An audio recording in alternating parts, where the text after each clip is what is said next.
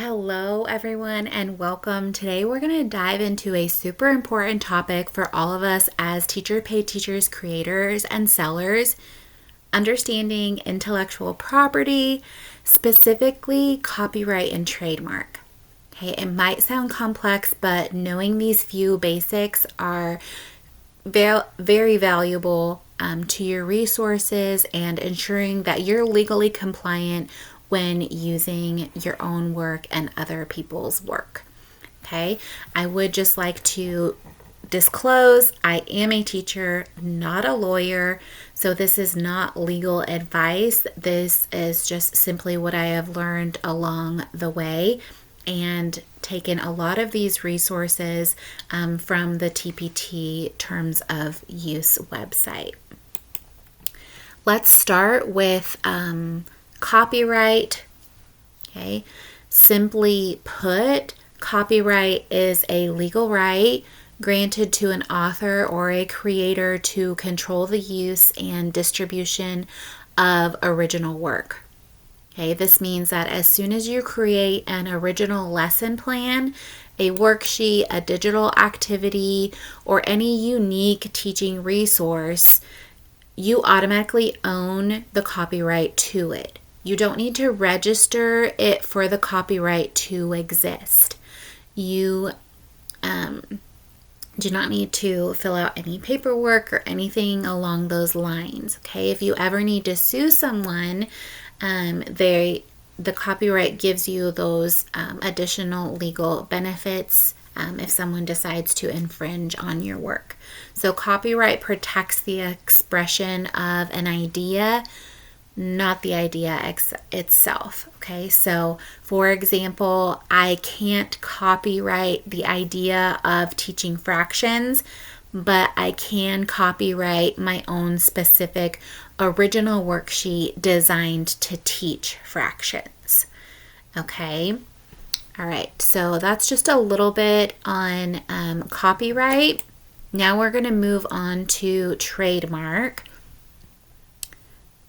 Now, this is a bit different, okay? So I want you to think like symbols, sounds, colors, basically your brand identity, okay? Such as like the Nike swoosh or the Lego logo, all right?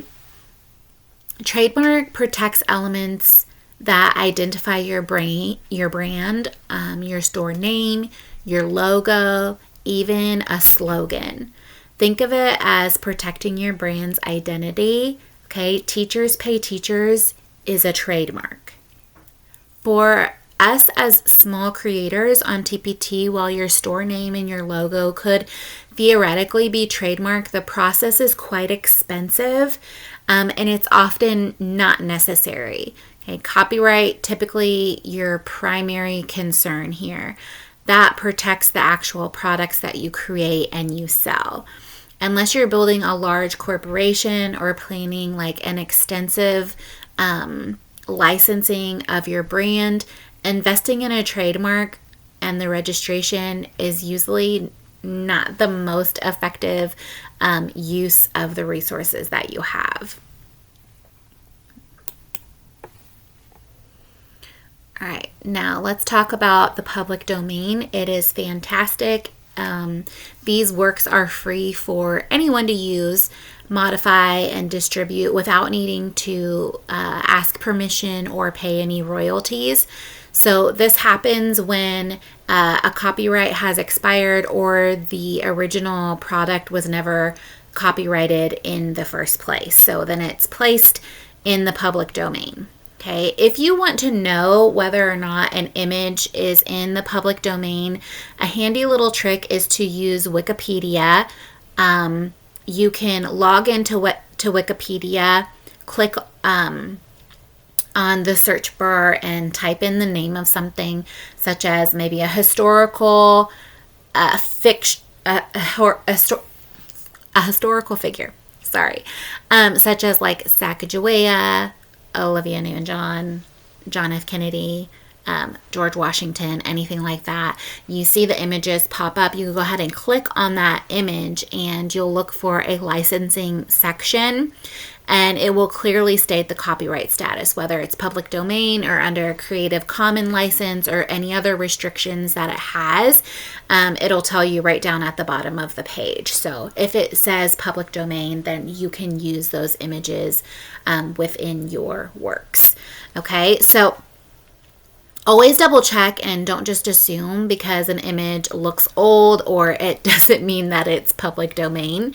And it's not always fair use. While that exists, it's an incredibly narrow defense, and it generally does not apply to commercial products that we sell on TPT. So it's best to avoid using copyrighted material and hoping that the fair use will protect you.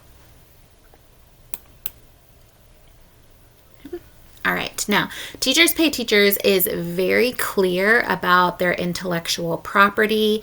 They have strict rules in place to protect creators and maintain a fair marketplace.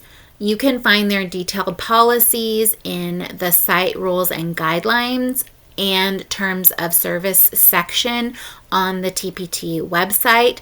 That is my go-to. It is bookmarked on my computer. I refer to it often. It's your responsibility as the seller to understand those rules.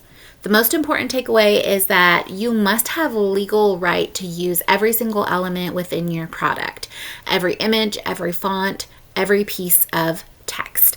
Okay, and this can sometimes be a deterrent for us as teachers, creators, to even post or put in the effort of creating the Teachers Pay Teachers shop because we are so worried about copyrighted material, trademark, and infringements.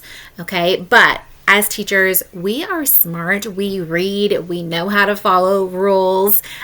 So take that on as your responsibility as a seller to understand and follow those rules, and you're going to be okay. Okay.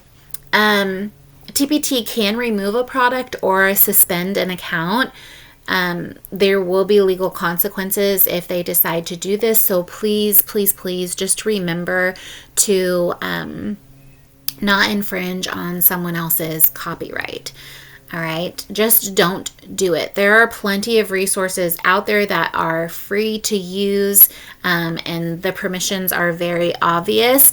Okay, so, and just because you see another teacher creator using a product does not mean that it's okay for you to do it. We don't know that they had permission, and they can be unknowingly infringing. So always do your own research.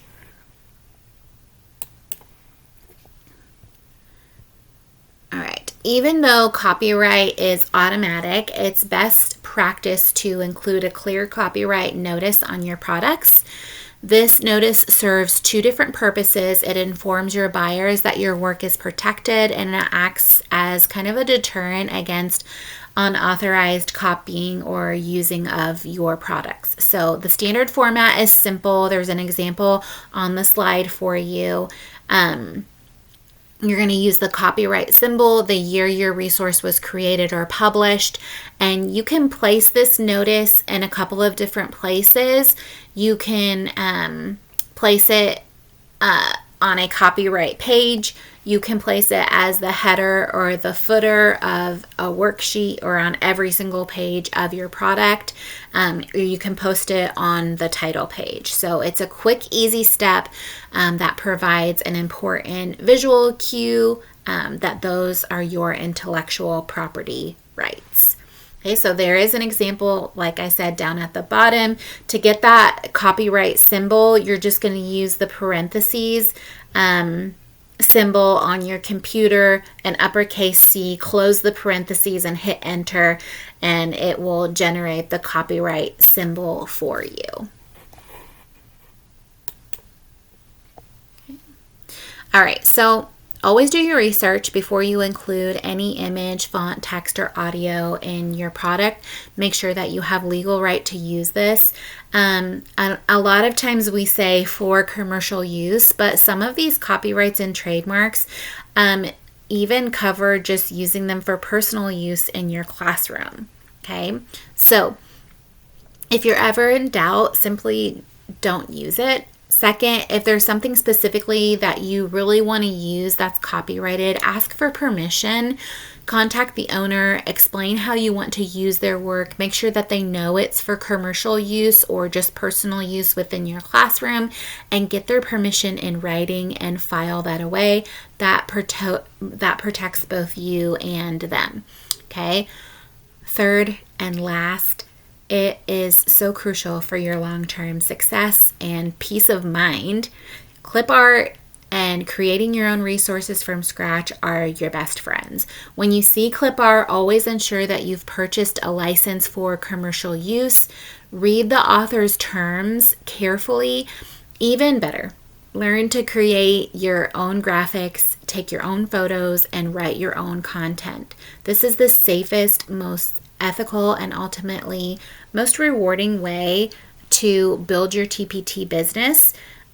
Ultimately, that's why we go to TPT, because we are taking advantage of other teachers, creators, their creativity, and kind of just like helping us piece together all of the elements of our school year, cohesive, or sometimes even in a better way that we could put it ourselves. So when in doubt, just leave it out, and good luck as you are creating your resources.